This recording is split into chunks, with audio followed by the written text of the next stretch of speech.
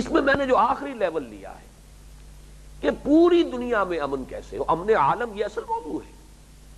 ایک امن ہے جو ایمان سے حاصل ہوتا، تو یہاں سے بات شروع ہوئی داخلی امن، پھر ان لوگوں کا معاشرہ ہے معاشرتی اسلام، المسلم من سلم المسلمون من لسانہ و یدہ۔ اس سے آگے بڑھیے عالمی سطح پر یہ امن کیسے ہوگا۔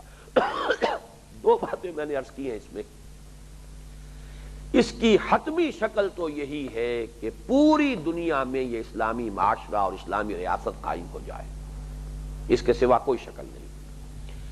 اس وقت مجھے یہ احساس نہیں ہو سکتا تھا، آج میں کہہ رہا ہوں، اس لیے میں نے تفصیل سے یہ بات دہرائی ہے۔ آج نوع انسانی دہلیز پر پہنچ چکی ہے، اس لیے کہ ایک ورلڈ آرڈر کی بات تو اب ہو رہی ہے۔ اب سے یہ کم 20 برس پہلے ضرورت کا احساس شروع ہو گیا تھا، بلکہ اس سے بھی پہلے، یوں سمجھیے کہ 50 برس قبل اس کا احساس ہو چکا تھا۔ لیگ آف نیشنز بنی، وہ ناکام ہوئی۔ کیوں ناکام ہوئی؟ اس لیے ناکام ہوئی کہ دلوں کے فاصلوں کو پاٹنے والی تو کوئی شے ہے ہی نہیں، نسلوں کے فرق اور امتیاز کے اوپر بالاتر کوئی ایسی اقدار ہے ہی نہیں کہ دو انسانوں کو جوڑ سکے۔ اس اعتبار سے لیگ آف نیشن ناکام ہو گئے۔ بیچاری کئی روز سے دم توڑ رہی ہے، ڈر ہے خبر بد نہ میرے منہ سے نکل جائے۔ تقدیر تو مبرم نظر آتی ہے ولیکن پیران کلیسا کی دعا ہے کہ یہ ٹل جائے۔ یہ تو نصف صدی سے پیشتر کا معاملہ لیگ آف نیشنز کا۔ پھر یونائٹڈ نیشنز آرگنائزیشن، کتنا اس کا بجٹ ہے، کتنا اس کا پمپ اینڈ شو ہے، کتنی اس کے لیے جو ہے دنیا میں دھوم دھام ہے۔ لیکن مجھے یاد آ رہا ہے کہ ایک زمانے میں جمعیت طلبہ کا ایک پرچہ نکلتا تھا، اسٹوڈنٹس وائس، تو یو این او سے انہوں نے ایک لطیفے کے انداز میں یونائٹڈ نیشنز آرگنائزیشن نہیں، انٹائڈ نیشنز آرگنائزیشن، یہ ایسی قوموں کی آرگنائزیشن ہے جو بندھی ہوئی نہیں ہے آپس میں، انہیں کوئی شے باندھنے والی ہے ہی نہیں، انٹائڈ ہے یہ، یونائٹڈ نہیں ہے۔ کیا چیز باندھے گی انہیں؟ وہ قوم اور ہے، یہ قوم اور ہے، اس کی رنگت اور ہے، اس کی رنگت اور ہے۔ جیسا کہ میں نے عرض کیا، آپ ہندوستان کے معاشرے کو لے لیجئے، برہمن اور شودر کا فرق جو ہے اس کو پاٹا جا ہی نہیں سکتا۔ آپ امریکہ کے معاشرے کو لے لیجئے، کالی رنگت گوری رنگت کے درمیان جو فرق و تفاوت ہے، کوئی شے نہیں ہے کہ جو اس خلیج کو پاٹ سکے۔ پھر یہ کہ قوموں کے اندر برتری کا احساس، نسلی برتری، یہود کی نسلی برتری، we are the chosen people of the lord, باقی تو گوئمز ہیں، باقی تو یہ جینٹائلز ہیں، یہ تو انسان نما حیوان ہے، ہمیں حق ہے کہ ہم انہیں ایکسپلائٹ کریں، محنت یہ کریں اور ان کی اصل کمائی جو ہے وہ ہم حاصل کر لیں مختلف ہتھ کنڈوں سے، یہ ہمارا حق ہے۔ جرمنوں کے اندر ایک سپیریئر ریس ہے، ہماری نسل ہے، برتر ہے، اعلیٰ ہے۔ آج کی دنیا میں بھی یہ تصورات اتنے گہرے ہیں، اتنے چھائے ہوئے ہیں کہ پوری نوع انسانی کو کسی ایک دائرے میں لانے والی کوئی شے موجود نہیں۔ البتہ جیسا کہ میں نے عرض کیا، یہ اب ون آرڈر ادھر تو دنیا پہنچ گئی ہے، تقریباً قائم ہو چکا ہے، لیکن یہ کہ اس میں پھر ایک ہی ٹرن اور ہوگی، یہی جو ایک نیو ورلڈ آرڈر ہے، جو حقیقت میں نیو ورلڈ آرڈر ہے، اس کی نوعیت بدلے گی ذرا۔ پھر تو جیسے کبھی رومن امپائر جو ہے این بلاک کنورٹ ہو گئی تھی، وہ پیجنزم کو چھوڑ کر اور بت پرستی کو چھوڑ کر عیسائیت کو اختیار کر لیا تھا، ایسے ہی پھر یہ ایک ورلڈ آرڈر جو ہے پھر یہ اسلامک ورلڈ آرڈر بنے گا۔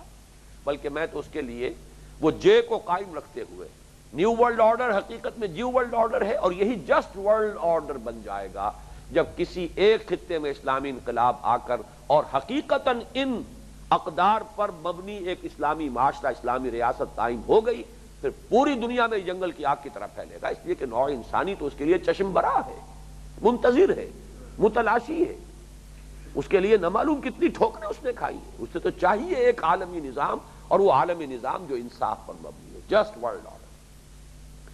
اچھا اس وقت تک کیا ہو؟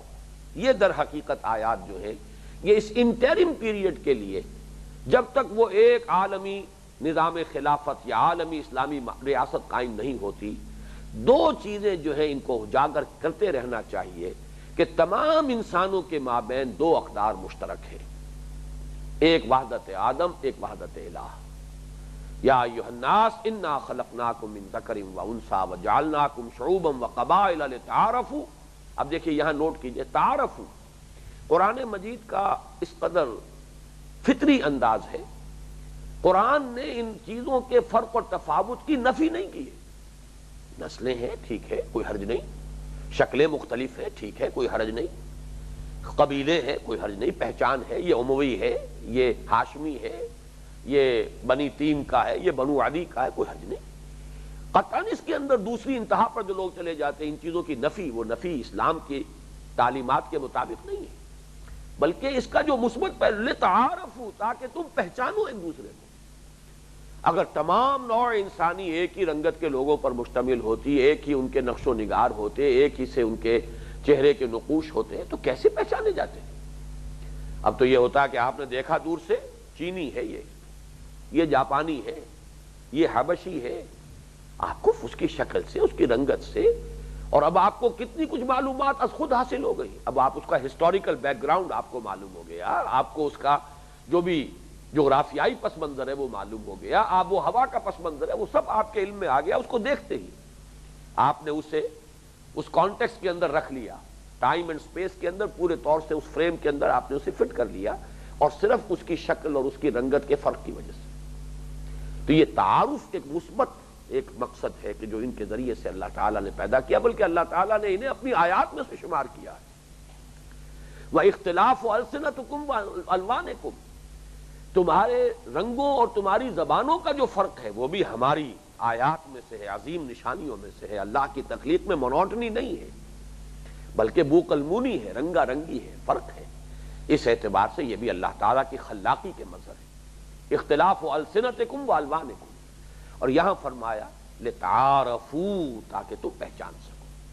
البتہ بدقسمتی یہ ہے کہ انسان اس کو بنیاد بنا لے اعلیٰ اور ادنیٰ کی تقسیم کے لیے، اس کو بنا لے عزت کی بنیاد، اس میں پندار پیدا ہو جائے، اس میں غرور پیدا ہو جائے، برتری کا احساس پیدا ہو جائے، دوسرے کے لیے حقارت پیدا ہو جائے، بس یہ ہے اس کا فساد، جس کا علاج ہوگا ان اکرمکم عند اللہ اتقاکم۔